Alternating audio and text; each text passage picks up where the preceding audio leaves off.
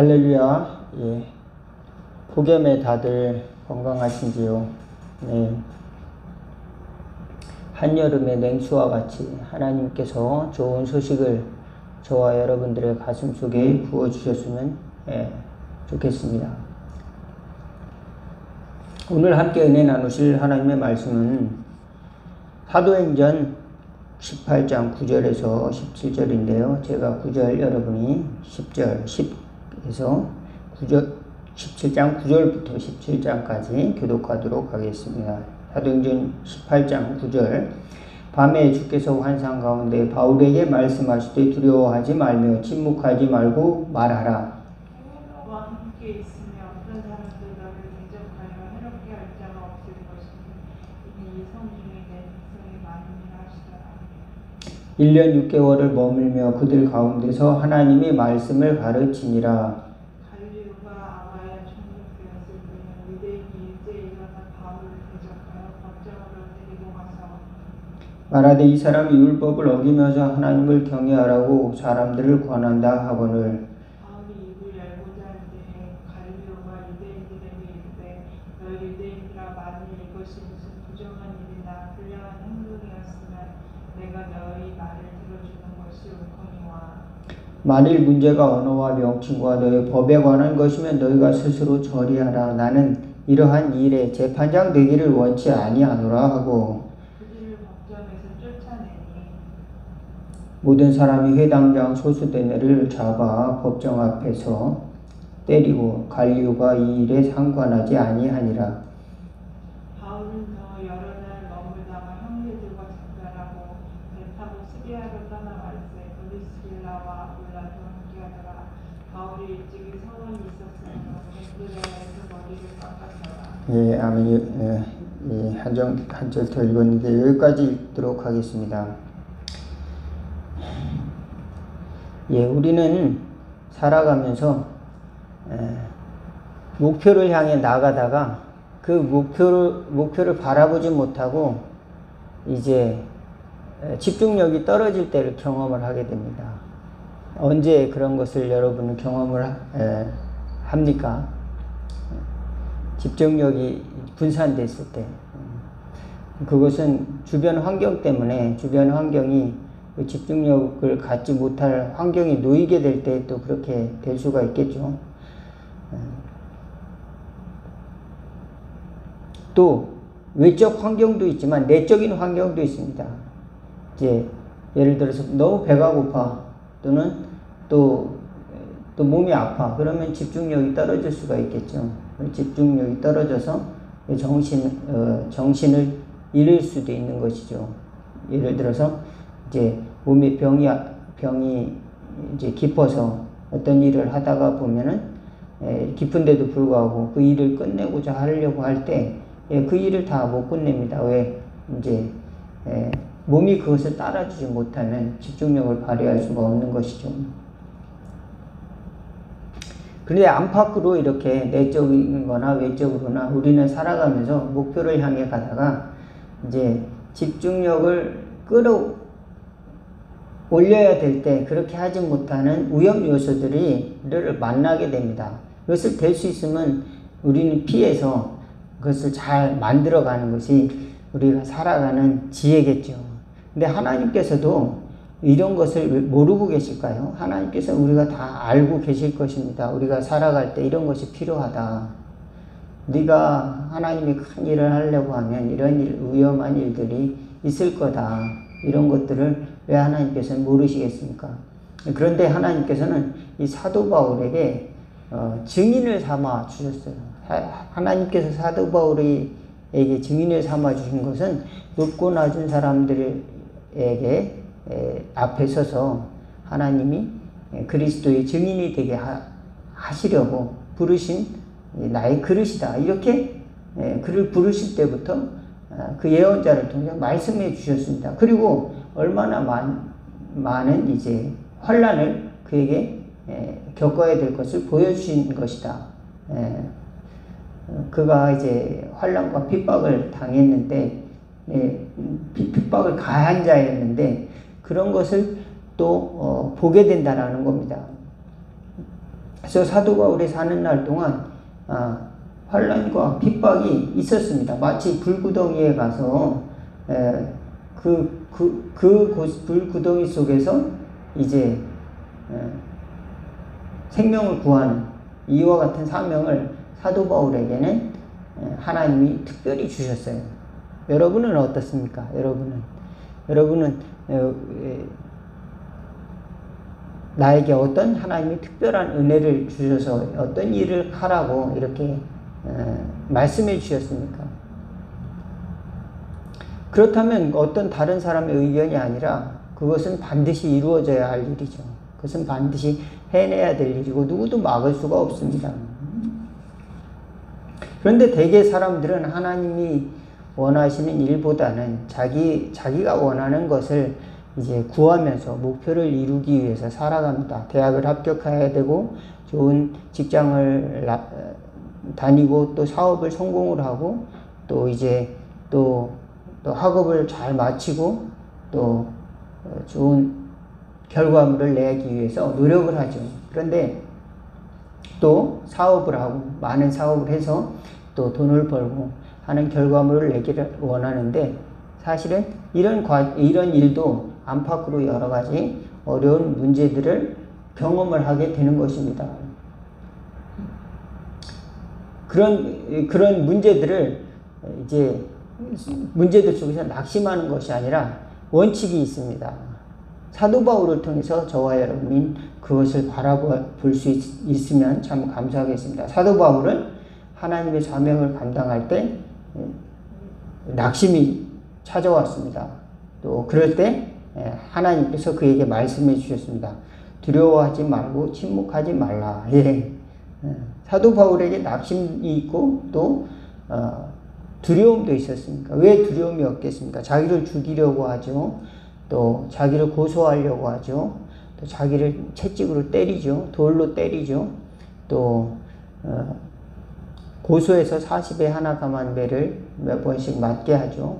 또 강의 위협, 또 파선의 위협, 또 광야의 위협, 동족 간의 위협, 수많은 위협을 당하지만 그럼에도 불구하고 그는 자신이 하나님이 누구인가를 가르쳐 주신 것을 돌아보고 하나님이 함께 하신 것을 돌아보면서 그런 것들을 이겨내고 나갑니다. 그러면서 그런 환경들 때문에 원망하거나 그런 환경들 때문에 사람들에게 나 이래서 못 살겠습니다. 이러지 않아요.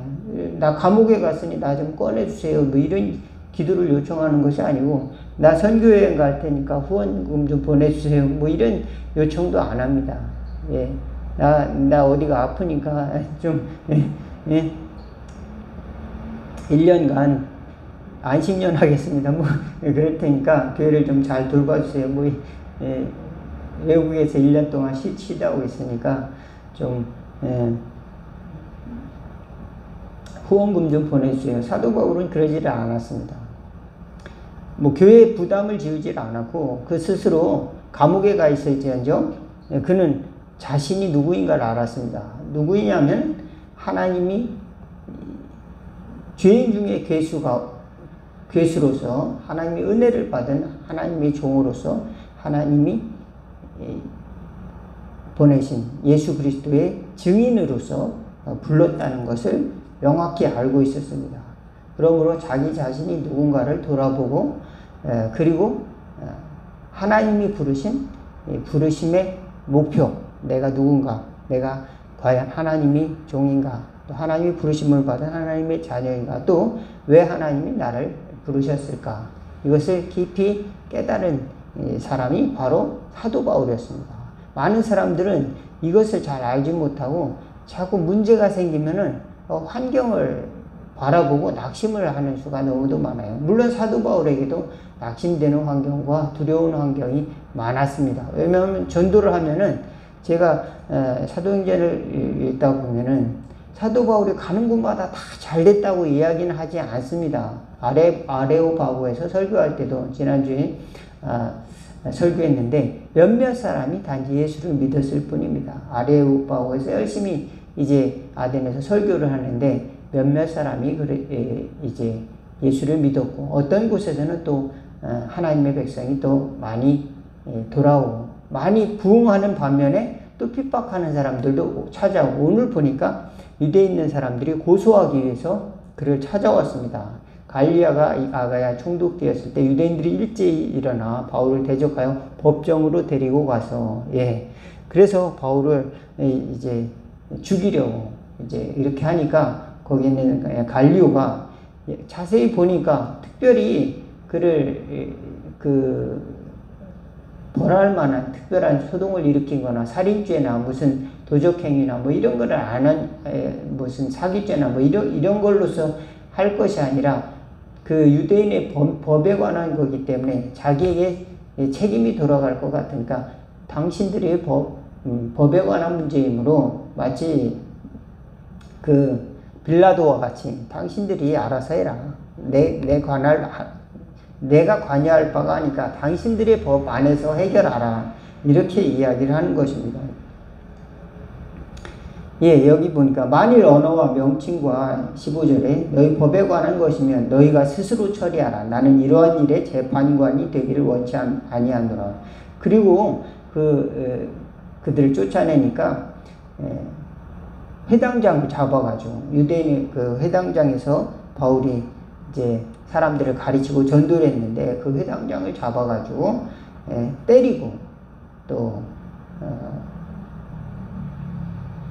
그렇게 바울이 전도하는 것을 이제 회방을 해드렸습니다. 그렇습니다. 항상 가는 곳마다 사람들이 다 환영하고 예수 믿는 것을 이제 긍정적으로 생각하고 이런 것이 아니라 안 되는데도 많았다는 겁니다. 긍정적으로 좋은 열매를 맺는 데도 있지만 안 되는데도 훨씬 더 많았다는 것을 알 수가 있습니다. 반대하는 자들도 많았다. 또 저 사람이 무슨 말 하는가 바로 깨닫지 못하는 사람도 많았어요.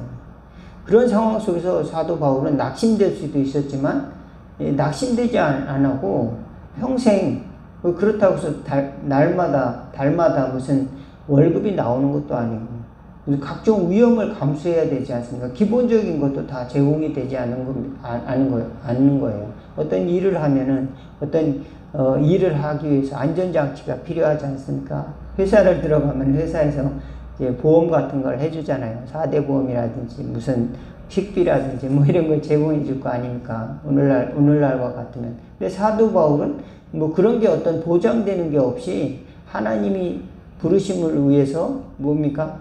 군인처럼 일했습니다. 요즘은 군인들도 굉장히 나라에서 좋은 대우를 해주는 것 같아요. 과거에는 보니까 군인들은 굉장히 어떤 그런 요즘과 같은 대우를 받지 못하는 그런 것을 경험했는데, 날마다 무슨 얼차려도 하고 뭐 그런 것도 저도 경험을 했었는데,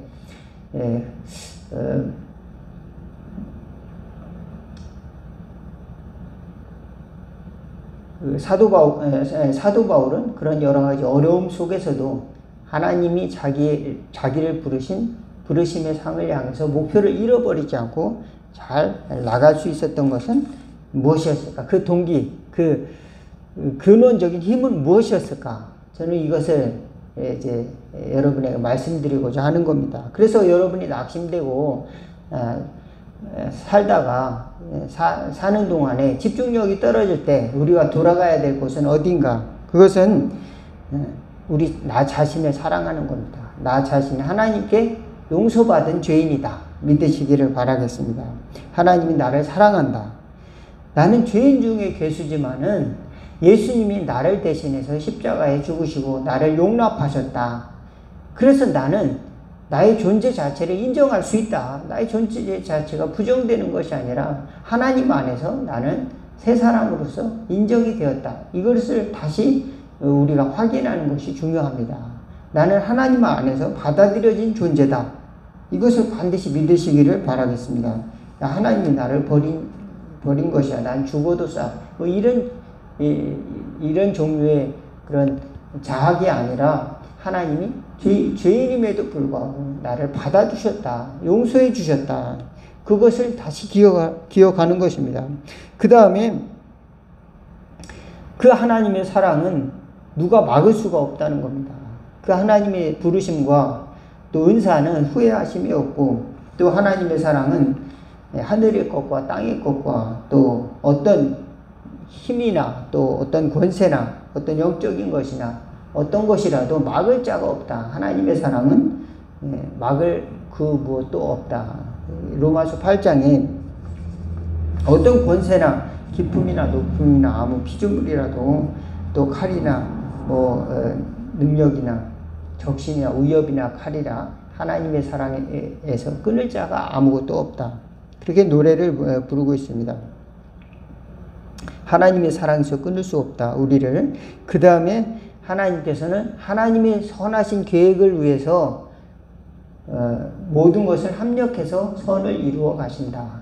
우리가 부족하더라도, 저도 돌아보면은 부족한 것이 너무 많아요. 보니까 부족한 것 투성이에요. 보니까 여러분보다 못한 것이 너무 많은 것 같아요. 제가 저 자신을 볼 때. 그러면은 그러니 나는 이제 삶을 마감해야 되겠다. 이것이 아니라, 그럼에도 불구하고 하나님께서는 모든 것이 합력해서 선을 이루어 나가신다. 그것을 믿는 것입니다. 사도 바울은 여러 가지 연약한 부분을 스스로도 가지고 있습니다. 그렇지만 사도 바울은 결국 하나님의 선을 위해서 하나님이 자신을 선으로서 사용할 것이라는 믿음을 가지고 있습니다.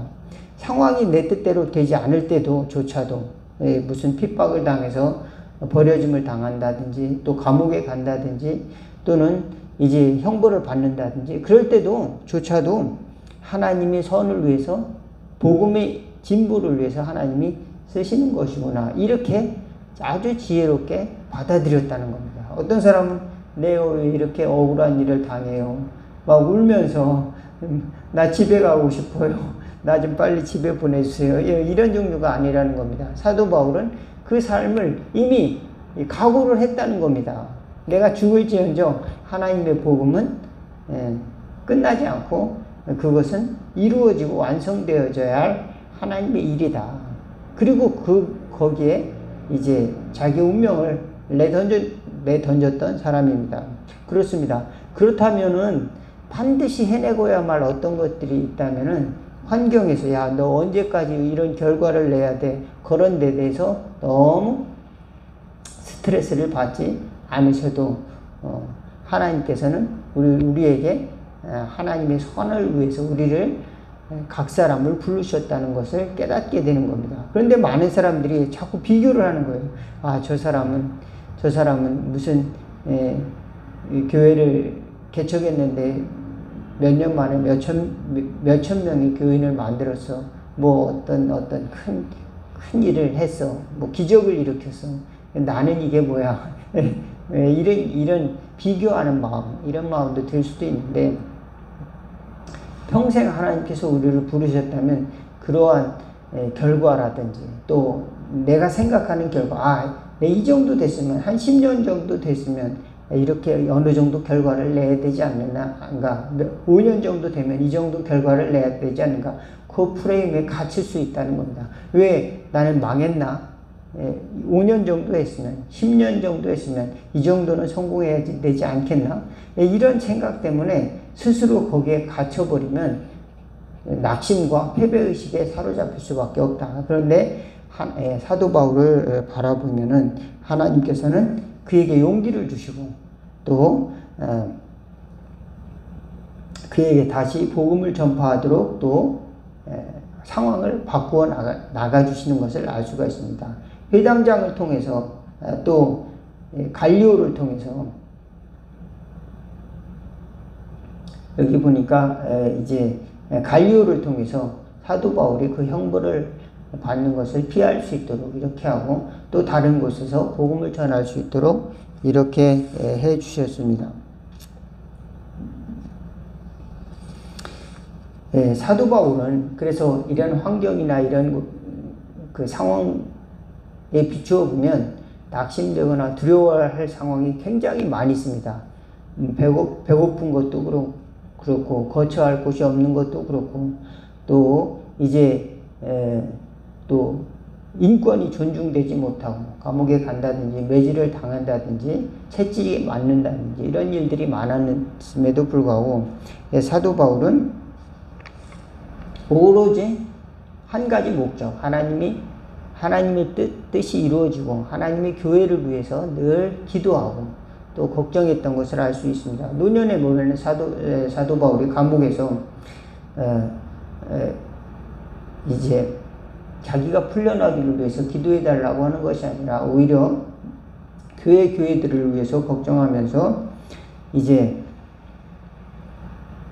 외롭기도 하고 또 모든 것이 육신적으로 또 충족이 되지 않음에도 불구하고 교회를 위해서 걱정하며 또 그렇다고 해서 낙심하지도 않습니다. 낙심되어서 이제 복음 전파는 끝이구나. 내 인생은 여기까지구나.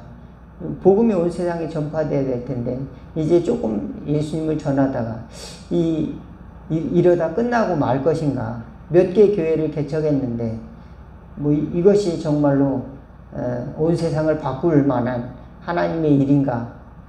때로는 그렇게 생각할 수도 있었을 것입니다. 그렇지만 그 감옥 속에서 이것이 하나님 나에게 주어진 일이라면 그것을 또 받아들이는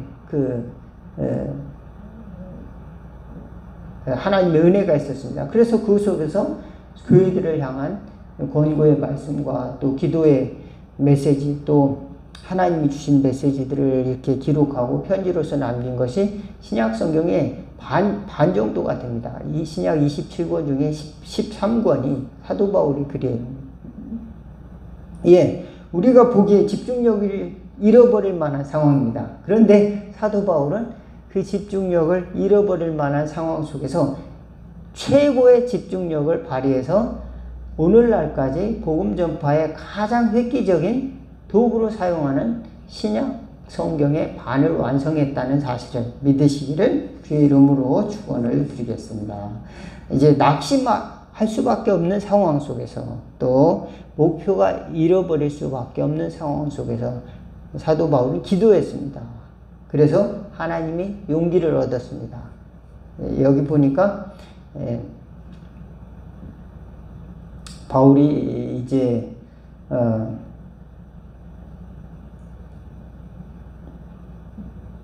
마게도냐 지역을 이렇게 전도하면서 이제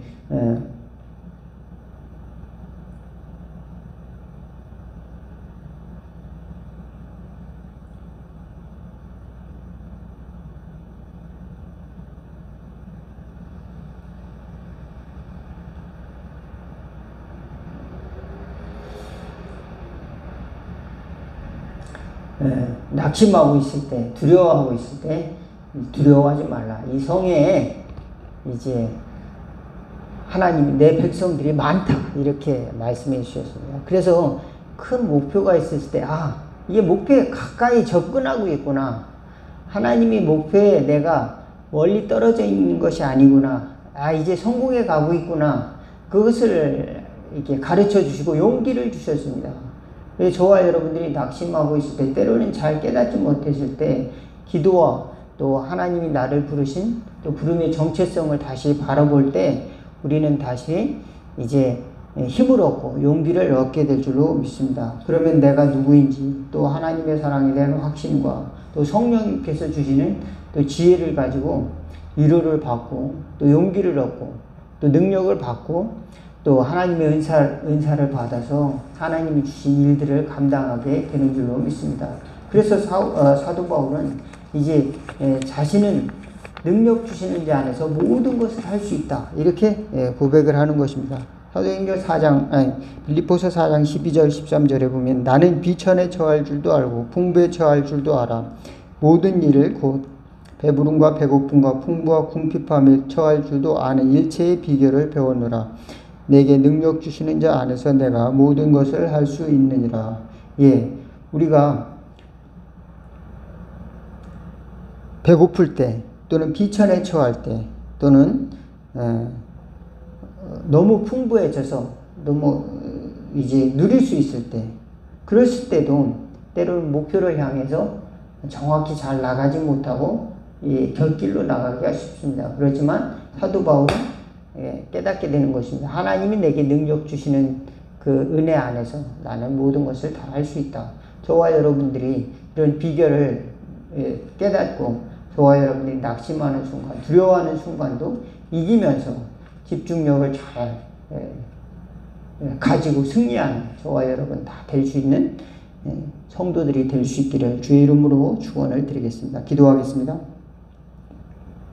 하나님 우리 아버지, 때로는 안팎으로 어려운 일들을 만날 때가 너무도 많습니다. 선한 목표를 가지고 하고자 하는 일임에도 불구하고 왜 인생은 내 뜻대로 되지 않는 걸까? 또 상황은 내 뜻대로 돌아가지 않는 걸까? 라고 하나님께 탄식하며 기도할 때도 있습니다. 그러나 하나님 저희들에게 믿음의 눈을 뜨게 하여 주시자. 하나님이 늘 함께 하시는 것을 알게 하여 주옵소서. 또한 뿐만 아니라 하나님께서 저를 향한 큰 아름다운 목표와 계획을 가지고 계시는 것을 알고 우리가 죄인 되었을 때 그리스도께서 우리를 위해 죽으심으로 하나님의 큰 사랑을 확증하셨다는 것을 다시금 깨닫고 우리 정체성이 하나님의 사랑 안에서 다시 확인되는 은혜를 경험할 수 있도록 도와주옵소서. 그래서 주님이 주신 선한 목표를 향해서 한 걸음씩 유연하게 나아가는 저희들이 될 수 있도록 모든 성도들 또 교회들이 될 수 있도록 도와주시옵소서. 또 세상을 바라보며 비교하며 또 낙심하며 두려워하는 것이 아니라 선한 영향력을 끼치는 믿음의 성도들이 되도록 이 땅의 교회들이 되도록 인도하여 주옵소서. 예수님의 이름으로 기도하옵나이다. 아멘. 말씀을 여기서 마치겠습니다. 감사합니다.